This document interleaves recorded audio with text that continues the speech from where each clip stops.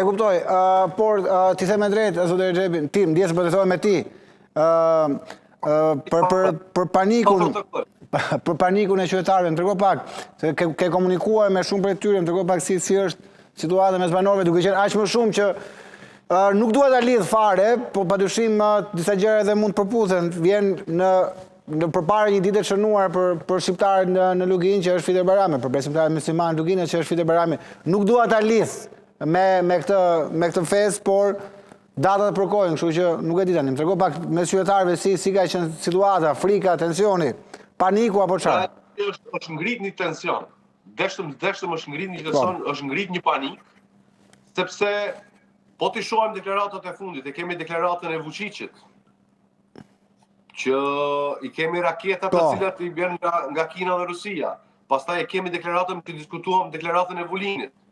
Domethënë këto të gjitha ngjasojnë me njëra tjetrën dhe janë bazament i vazhdimësisë së provokimeve dhe duke mos krijuar një frym jo stabile dhe kjo është fakt domosdoshmë se mund të ndodhen edhe gjëra tjera, sepse ka pas skenime, ka pas mënyra të ndryshme dhe besoj që prap do të ketë dhe nuk dua të mbjell frikë te popullata shqiptare, por realisht ne duhet të jemi syçel, mos të bimë në provokimet të cilat po i ndodh ushtrisë së BiS. Kjo është më kryesorja, zoti Rexhepi, se edhe unë këtu dua ndalesha që të bëjmë një apel për gjithë shqiptarët e Luginës, se padyshim ato janë provokime, ne së duhet të ruajmë gjaktësinë, sepse ato ndoshta ata këtë gjë po kërkojnë, një reagim tonin, apo jo? Po, reagimi jon. Jo, flas një reagim ton të tepruar, në këtë ato po kërkojnë një reagim ton të tepruar, gjë që ne nuk duhet t'ia japim. Ne kemi bërë një reagim realisht politik edhe të ndërkombëtar, ku ju kam drejtuar edhe ndërkombëtarëve që këto gjëra të ndalen realisht, mos të ketë trysni, sepse Lugina e Preshevës është një zonë e ndryshe nga tjerët, është një zonë e prekur, një zonë të cilat e ka ndjeshmërinë, e kemi ende të freskët, domthonë kohën e luftës Kosovës, kohën e luftës së UÇMB-s dhe realisht mos të kthehen historik, mos të përsëriten historik.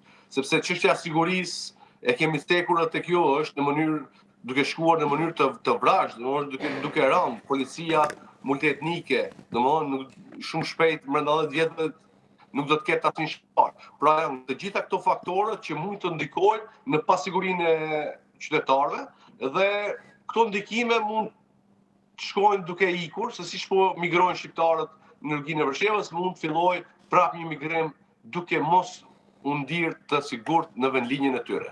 Dhe kjo është ajo shqetësimi im që mundohem që sa më si kryetari i Këshillit Kombëtar Shqiptar, që të ketë sa më tepër panik dhe që mos ketë panik, po, ketë sa më pak panik, mos ketë fare panik, po. Ketë sa më pak panik, por dhe mos ketë provokime nga shteti serb, sepse për neve, se thash më herët, nuk është realisht shteti serb mund të bëjë ushtrime. Po. Është mund të bëjnë ushtrime, por jo mbi kokët e shqiptarëve, me vendbanimet e shqiptarëve dhe kryesisht pranë kufirit të Kosovës. Por kjo nuk është rastisht. Kjo është e zgjedhur edhe për metodat të veta politike. Më trego pak marrëveshja e Kumanovës, sa kilometra ka qenë dhe a zbatuar në të rast? Ajo është 5 kilometra që ka qenë. A është zbatuar në të rast apo jo, paktën nga lokacioni? Nuk është hequr nga ajo zona e 5 kilometrëshit dhe unë mendoj që nëse ka veprimet një pasnjëshme, prap duhet të kthehet zona 5 kilometrëshit.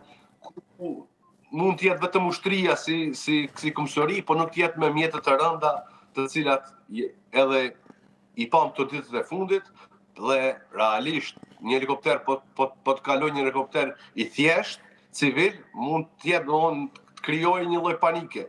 E leje mo të shkojnë helikoptera të cilat edhe janë vërtet shqetësuese dhe krijojnë një panikë te popullata shqiptare, sepse në këto vende ku këta kanë bërë ushtrime, një kohë gjatë kanë qenë të vendosur ushtria dhe në disa vende ende janë të vendosura. Dhe shumë banorë nuk mund të shkojnë në shtëpitë e tyre, do sa herë që shkojnë në shtëpitë e tyre në Malsi, edhe pse janë zhvendosur në Buenos, detyrohen që çdo herë t'ia vërkojnë mand të letërjaftimeve. Do ndalohen te pragu i shtëpisë së tyre, sepse janë në ushtria. Do ka ende baza të cilat janë. të destinuar kryesin në Lugin të Preshevës.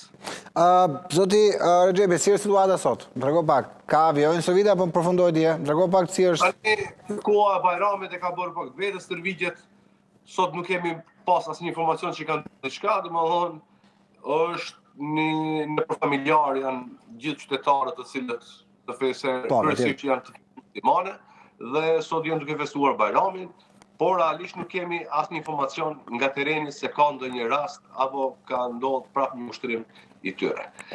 Kanë tentuar që ta manipulojnë dhe disa gazetarë që është bashkërisht me NATO, që kjo punë nuk është e vërtetë, sepse NATO do ta ketë në maj me NATO dhe do ta ketë në bazat e tyre kryesore, mund të ketë në Cepotin edhe në tjera, por realisht jo afër kufirit me Kosovën dhe jo mbi kulmet shqiptare.